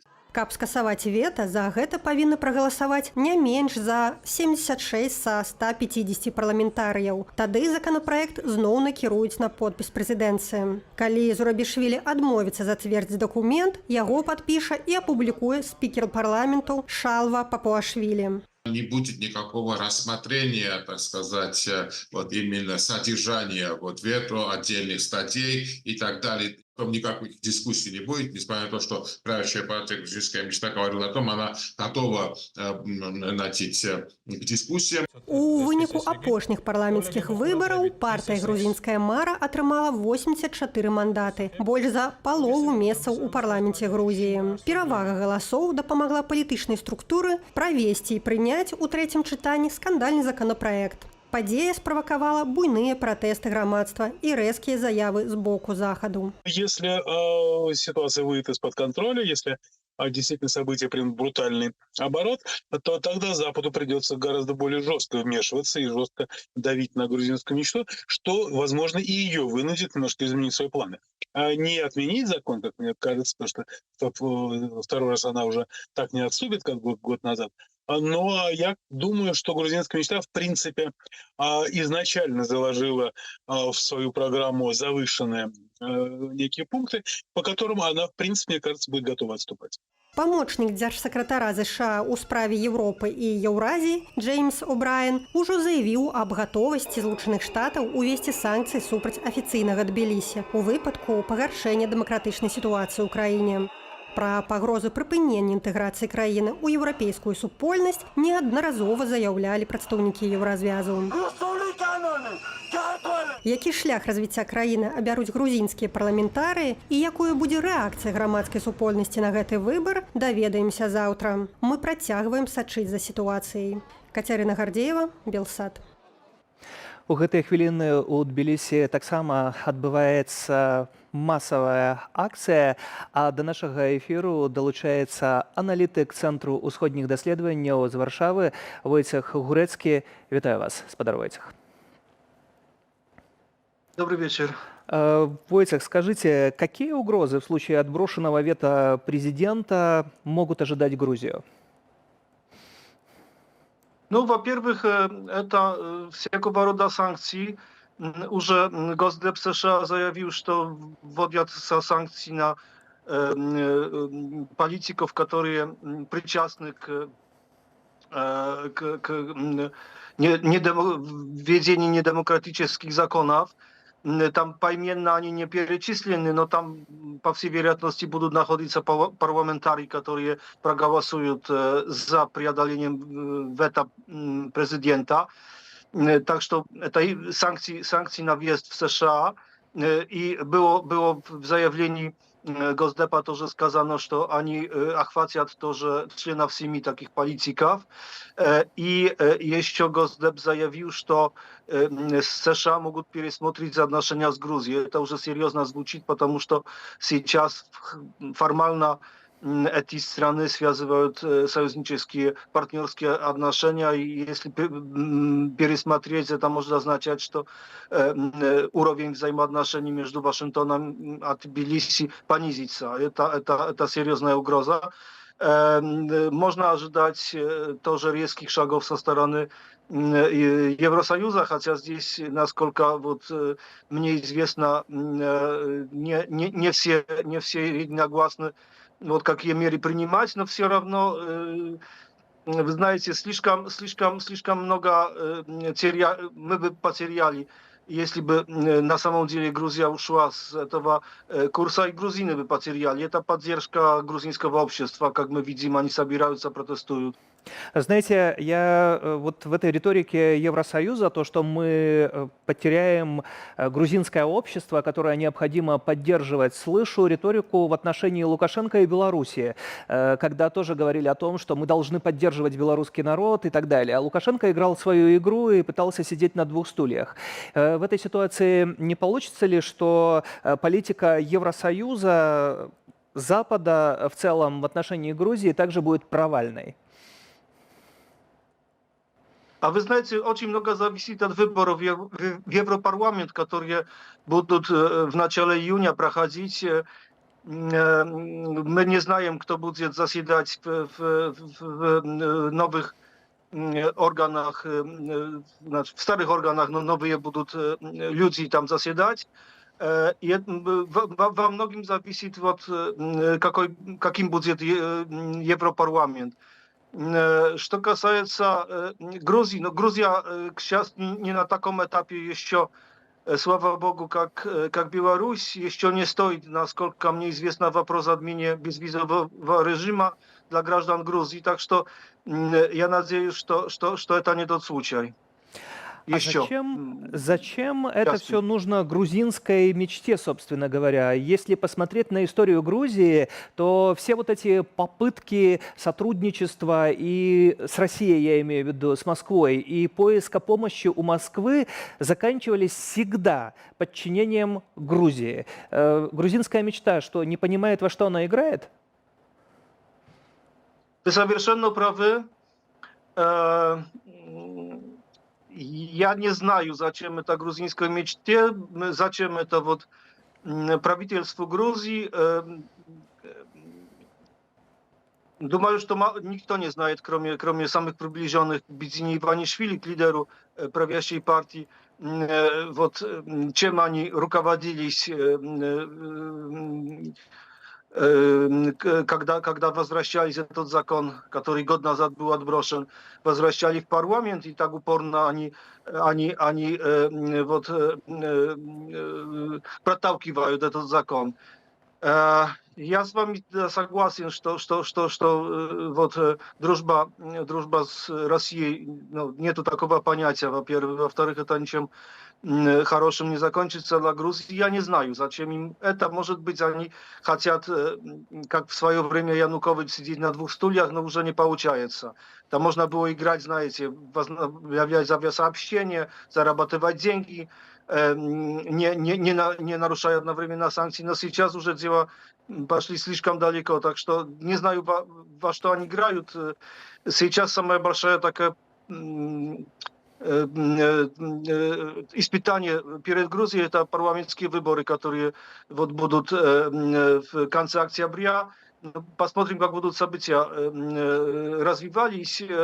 Я все-таки надеюсь, что Грузия как-то выкрутится и что она не попадет в зону влияния России обратно.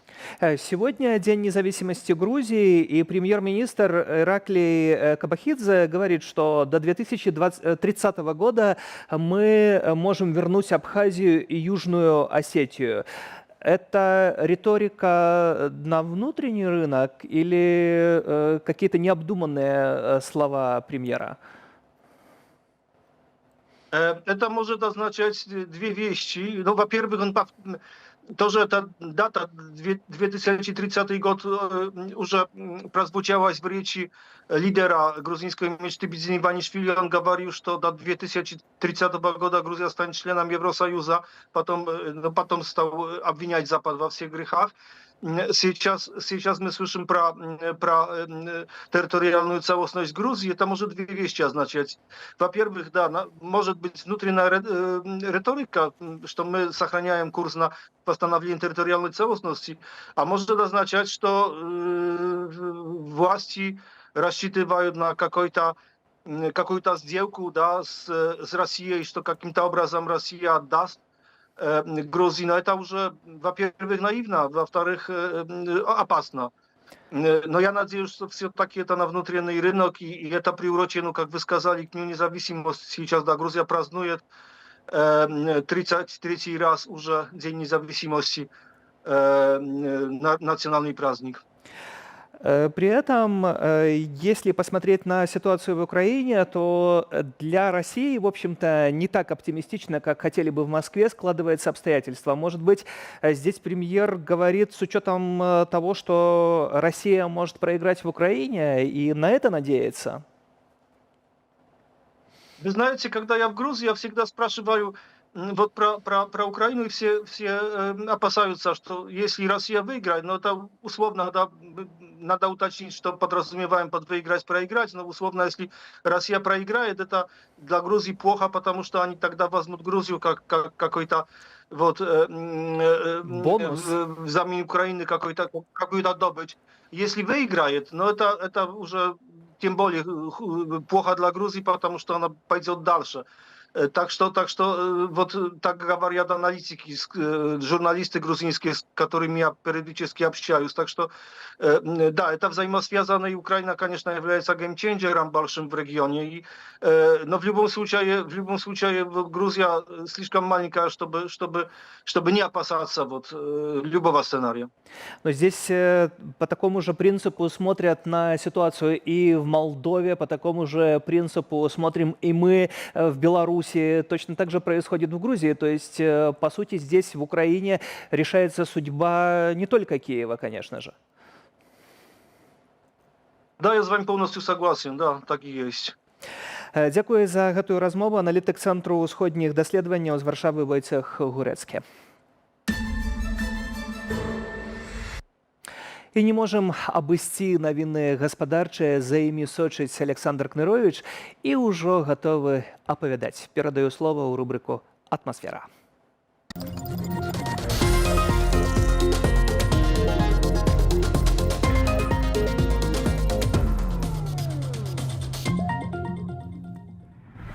Добрый вечер, шановные глядачи. З вами Александр Кнырович и «Атмосфера». Лукашенку захотелось магаданских алмазов. Комитет Дзержконтролю не збираецца спыняцца. Цікава, ці не агоннымі высілкамі падае доля малога бізнесу ў эканоміцы. Але хадзею зламалі базу кліентаў рэсурсу Реалтбай. Пры гэтым беларуская гарэлка абагнала амерыканскую, але вось Шэнген можа падаржэць для беларусаў у разы. Запарце гарбаты, зарабіце канапку, сядьце як мага ямчэй і вазьміцеся за нешта, як мага мацней. Мы гаворым пра беларускую эканоміку проста. Паехалі. На гэтым тыдні Лукашенко сябраваў з Магаданам. Да нас спадарожным ветрам занесла тамтэйшага губернатара і чаго толькі яму не прапаноўвалі. І рыбу адтуль цягаць, і што-небудзь вырабляць з іхняга золота на нашым ювелірным заводзе ў Гомлі. І турызм. Так, заклікалі стомленых магаданцаў адпачываць у беларускіх санаторыях. З нашага ж боку прапаноўваліся харчы, мэбля і белазы. Маўляў, непарадак, чаго гэта ў іх там японскія ды амерыканскія машыны. А яшчэ будзем адкрываць мультыбрэндавы гандлёвы цэнтр, мо папрэ. Планаў было мноства. Хіба што не ў космосе разам збіраліся, але ўсё гэта віртуальнае хараство разбіваецца аб адную лічбу. 250 тысяч долараў. Менавіта столькі склаў тавараабарот паміж Беларусю і Магаданам у першым сёлетнім квартале. Не, я не памыліўся, не мільёнаў, менавіта тысяч долараў. А што так? Ну, разгарніце мапу. 7 тысяч кіламетраў і 8 гадзінаў лёту. Гэта калі наўпрост. Дарог туды няма, туды толькі самалётам ці морам. Таму і няма ніякага сэнсу вось у такім гандлі. А Афрыка, яна нам бліжэйшая. І марская рыба, ментай, тараска і селядзец зусім не унікальны прадукт. Яна плавае і плавае бліжэй. І золата яны самі там у сябе перапрацоўваюць, непатрэбныя мы ім. І трэба памятаць, што магаданскі рэгіён у заняпадзе. Ён вымірае. У часы СССР там жылі 600 тысяч асобаў, а цяпер засталіся толькі 130 тысяч. Мілая падрабязнасць. Лукашенко прапанаваў губернатару Носаву стварыць супольнае прадпрыемства для апрацоўвання іхніх алмазаў.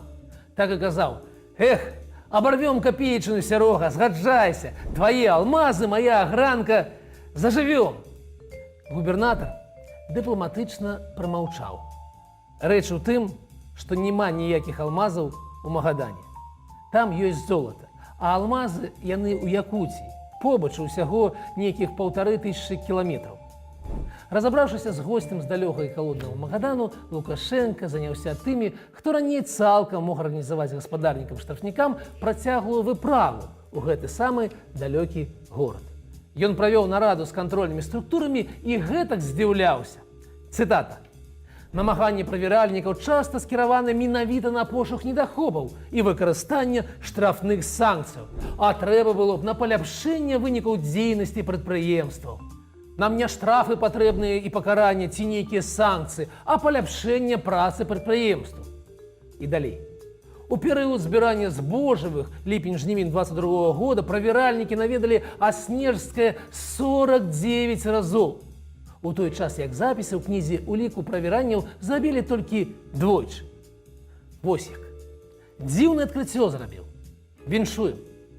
Нават у апытанні лаяльнага Дзяржаўнага інстытуту стратэгічных даследаванняў прадпрымальнікі называюць галоўнай праблемай менавіта вялікую колькасць правяранняў. Ну і яны ж, правяральнікі, у нас проста так не ходзяць.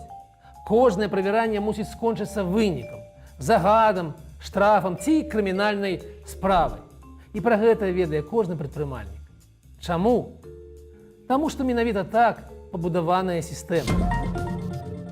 Акрамя вось гэтай нарады ў Лукашэнкі, прысвечанай чарговаму указу, што мусіць палепшыць жыццё прадпрыемстваў, на гэтым жа тыдні кіраўнік камітэту дзяржаўнага кантролю таварыш Герасімаў распавядаў пра сваю паспяховую дзейнасць беларускаму нібыта парламенту. Кантралёраў у Беларусі, вядома, шмат. На любой стратэгічнай нарадзе, ад сельскай гаспадаркі да уступнай кампаніі ў ВНУ, вы, дарагія гледачы, можете назіраць, як стаяць на зважай. І пракуроры, і міліцыянты, і чыноўнікі з выканкамаў і профільных міністэрстваў, і, вядома, супрацоўнікі КДБ. І бяруць пад казырок, і нешта там упарта запісваюць у блакноты, і ўсе мусяць прыкласці намаганні, каб правяраць і кантраляваць дзень і ноч. І намагання, вядома, прыкладаюцца.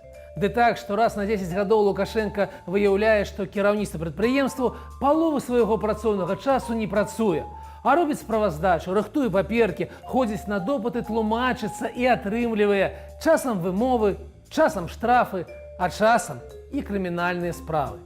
Нават не часам, рэгулярна. І тады ён са словамі «Ды хто ж гэта ўсё нарабіў? Вы што, здзекваецеся?» пачынае пісаць новыя указы, робіць выгляд абаронцы прадпрыемстваў. Ну, як можа. Але гэтыя крыкі не могуць змяніць галоўнага. Усе ўдзельнікі да іх нарадаў разумеюць ягоную псіхалогію.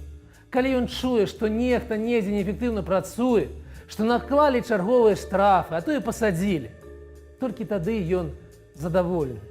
Бо ў ягоным свеце ўсе падначаленыя – гэта гультаі і злодзеі. З імі толькі так і трэба. І ўсё ідзе на новае кола. Што ж такое камітэт дзяржаўнага кантролю? У нармальнай дзяржаве існуюць структуры з аналагічнымі функцыямі. Яны сочаць за выдаткоўваннем дзяржаўных бюджэтных сродкаў, аналізуюць эфектыўнасць, уносяць рацыяналізатарскія прапановы. Такую функцыю выконвае падліковая палата ў Расіі, але ў іншых краінах, цалкам капіталістычных, часта ёсць такія органы. Праўда, звычайна, яны падпарадкаваны парламенту. Гэта ж ён дзеліць бюджэтныя грошы. І ў нас было так, але толькі да 96-го года. А потым, вы ведаеце, што здарылася потым. З таго часу у нас гэтая структура падпарадкаваная самому галоўнаму кантралёру. І функцыя яе выходзіць далёка за межы кантролю выдаткоўвання бюджэтных сродкаў. Давайце паглядзім, як кіраўнік гэтага ведомства рабіў справаздачу за леташні кантроль гандлёвых аб'ектаў. За год праверылі больш за 1100 гандлёвых аб'ектаў. Парушэнне правілаў гандлю, санітарных нормаў выяўлена ў кожнай другой, цэнаўтварэння ў кожнай 8-й краме. Каля 300 гандлёвых аб'ектаў рэалізоўвалі тавары, што не адпавядалі патрабаванням заканадаўства адносна маркіравання і бяспекі. Правапарушальнікам накіравана 558 рэкамендацыяў наконт ліквідацыі парушэнняў і недахопаў. За грубае парушэнне прыпынілася дзейнасць 53 гандлёвых аб'ектаў. Чаго не стае? Правільна, сумы спагнаных грошай. Раней яны выхваляліся гэтымі сумамі, цяпер забаранілі, а то неяк ужо вельмі выглядала на тое, што менавіта штрафы і ёсць галоўную мэту, як і крымінальныя справы. Як вам вось такая справаздача? Працуюць людзі? А няго ж. А скажыце, якія з гэтых паказнікаў адносяцца да эфектыўнасці выкарыстання бюджэтных сродкаў? Як вы лічыце? Ніякія.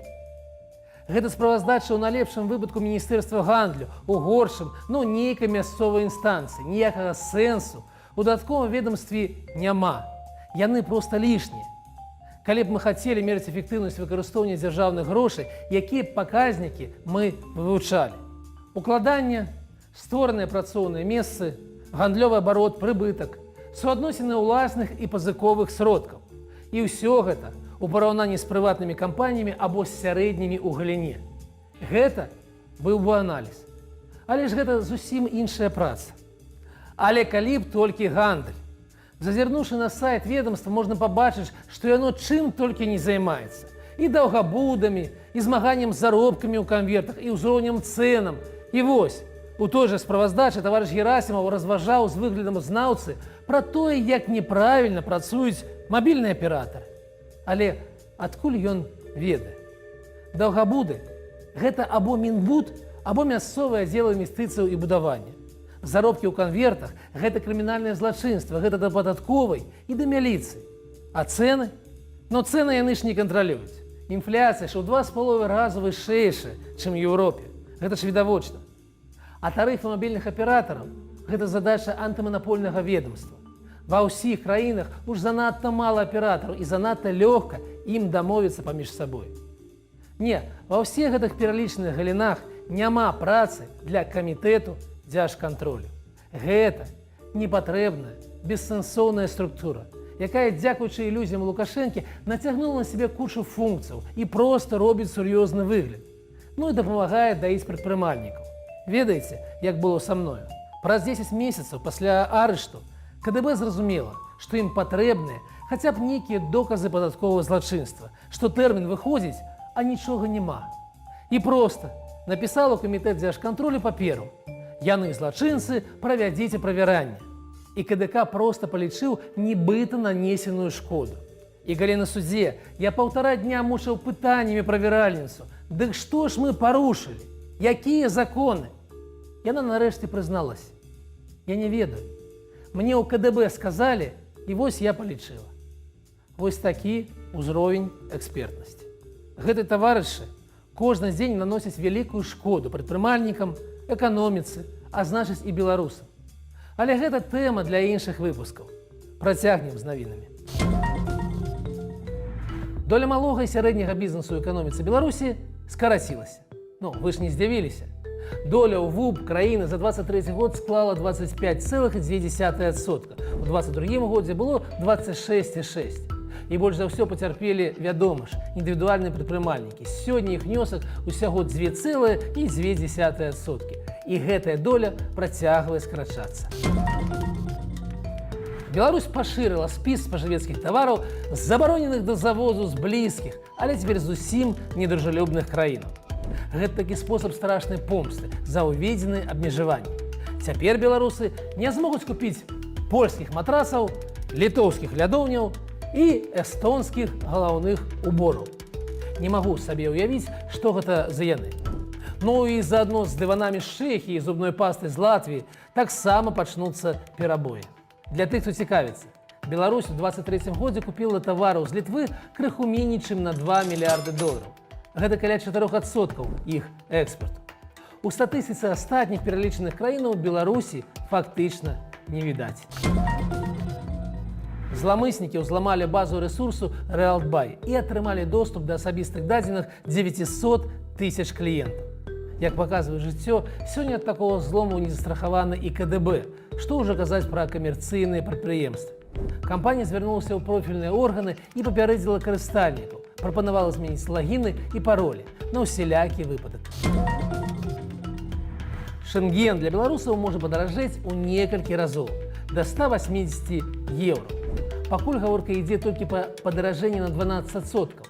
Інфляцыю, павелічэнне выдаткаў, гэта значыць, віза можа каштаваць каля 40 евро. Але ў перспектыве, калі будзе вызначана, што Беларусь недастаткова супрацоўнічае з еўразвязам у пытанні рэадмісіі, то бок з прыёмам назад і ўласных грамадзянаў, і тых, хто праехаў праз тэрыторыю Беларусі ў еўразвяз. Дык вось, калі будзе вызначана, што Беларусь не супрацоўнічае, не прымае умоваў еўразвяза, цана візы можа быць адразу ўзнятая ў некалькі разоў. А беларуская гарэлка абагнала амерыканскую ў продажах. Праўда, пакуль толькі ў Кітаі. Гэта заўважыў рэсурс Майфін. Калі ў першым леташнім квартале Беларусь была 6-й з аб'ёмам продажаў 66 мільёнаў, то сёлета ўжо 5-я з паказнікам $157 мільёнаў, што вышэй, чым у ЗША і Польшы. Лідар тут Швецыя – $2 мільярды 400 мільёнаў. І таксама рост у 2,5 разу. А хто ж вышэйшы за нас? Францыя, Вялікая Брытанія, Расія, вядома, і Латвія. Менавіта там вырабляецца гарэлка сталічная. Вось такі парадокс. Палізневоленая Паліна Шарэнда-Панасюк ізноў не выйшла з калоніі па заканчэнню тэрміну пакарання. Ужо ў трэці раз. Яе зноў абвінавацілі паводле 411 артыкулу крымінальнага кодексу. Гэта страшны артыкул. Ён дазваляе трымаць чалавека ў турме бясконца. Ён называецца злоснае непадпарадкаванне адміністрацыі калоніі. І ў выпадку з Паліною максімальны тэрмін пакарання 1 год за 1 раз. На маіх вачах людзей у калоніі судзілі паводле гэтага артыкула і дадавалі тэрмін. Звычайна гэта адбывалася ў дачыненні тых, хто наўмысна шоў на гэта. Але каб такая захада выкарыстоўвалася двойчы, а тым больш тройчы, такога я не бачыў. А бачыў я многае. Гэта катаванне. Гэта ўдасканалены садызм дзяржавы ў дачыненні ўласнай грамадзянкі. Жанчыны, маці. Памятайце гэтае, з жанчынамі я не ваюю.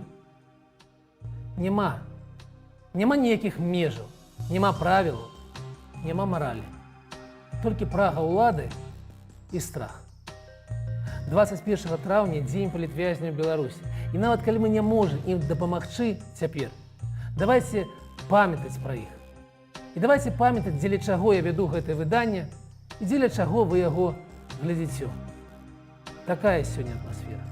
З вами быў Александр Ахмярович. Убачымся праз тыдзень.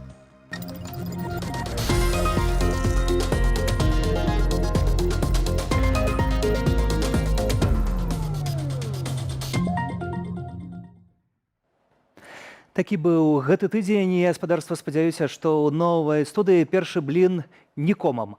А ўжо на наступным нарэшце будзем ведаць вынікі выбараў у каардынацыйную раду. Першыя лічбы стануць вядомыя ўжо ў сераду 29 траўня зранку. Ажыятажу пакуль няма, і сёння вядома, што было 4000 прагаласаваўшых беларусаў на час нашага выдання на пачатку. Заўтра яшчэ дзень галасавання, але наўрад ці ён дасць значна большую лічбу. Палітыкі мусяць рыхтавацца да такой сітуацыі і на наступным тыдні даць адказ пра сваю далейшую ролю ў каардынацыйнай радзе і ролю, уласна, самой рады ды ейнай патрэбы для беларусаў. На якой падставе яна мае стаць прадстаўнічым органам і на што рэальна можа і мае ўплываць. А таксама каго будзе прадстаўляць, калі ў лічбах галасаванне выглядае як статыстычная памылка. Пытанні складаныя. Ці будуць годныя адказы? Вось яно. Сергей Падсасонны. Да сустрэчы ў эфіры.